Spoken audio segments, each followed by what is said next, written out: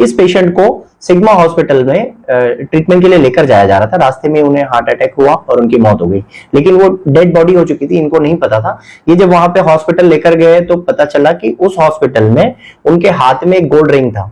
Gold ring कुछ 4.5 grams का gold ring था। तो जब जैसे ही वहां के जो ये अनुज इंडस्ट्रियल जो कंपनी है, जो लेबर सप्लायर है, इनके लेबर्स ने क्या किया कि उनके हाथ से वो पता चला कि डेड बॉडी है, इसीलिए उनके हाथ से वो रिंग निकाल दी गई थी। आप देख रहे हैं अल्वीब न्यूज़ औरंगाबाद। नाइंसाफियों के खिलाफ आम जिंदगी के मसाइल, तारीख से वाबिस्तगी, औकाफ की लूटमार, कदम ब कदम डरी सहमी अवाम, हम अब हैं आपके दरमियान, हर नगाह हर कदम सच्चाई की तरफ। मैं हूं Wasim Shaikh, national vice president of anti corruption and crime control committee, और इनसे मिलिए ये है हमारे district vice president Masood Alam. इधर लीजिए।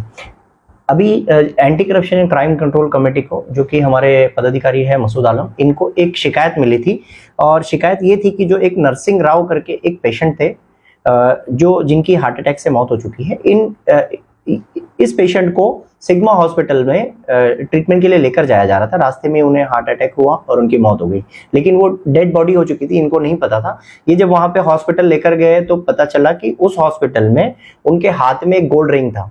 गोल्ड रिंग कुछ 4.5 ग्राम्स का गोल्ड रिंग था।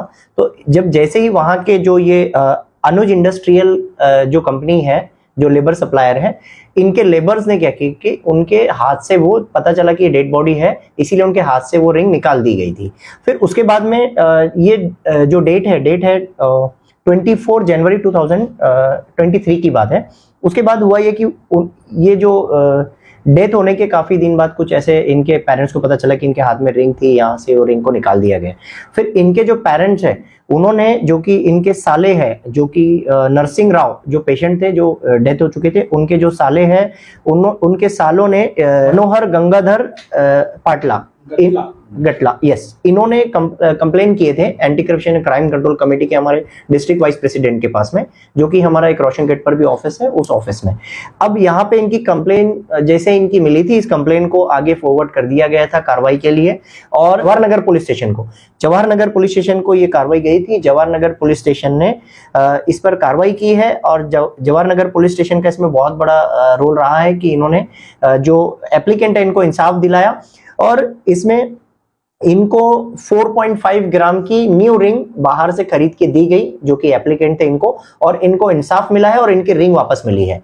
और इसका सारा जो क्रेडिट है वो सबसे पहले फर्स्ट ऑफ ऑल जाता है हमारे anti corruption and crime control committee के डिस्ट्रिक्ट वाइस प्रेसिडेंट को, और इसके बाद जो बाकी का और इसमें जो क्रेडिट जाता है वो क्रेडिट जाता है जवाहर नगर पुलिस डिपार्टमेंट को, क्योंकि जवाहर नगर पुलिस स्टेशन के जो ऑफिसर्स थे, आयो थे इसके इन्वेस्टिगेशन ऑफिसर, उन्होंने अच्छे से इसमें कार्रवाई करके, और किसी तरह का मतलब इसमें इन्होंने ये नहीं सोचा कि इसमें कुछ करप्शन करना चाहिए या फिर इसमें मैनेज हो जाना चाहिए, सारी चीजों को नहीं करते हुए इनको इंसाफ दिलाया और इनकी रिंग इनको वापस दिलाई।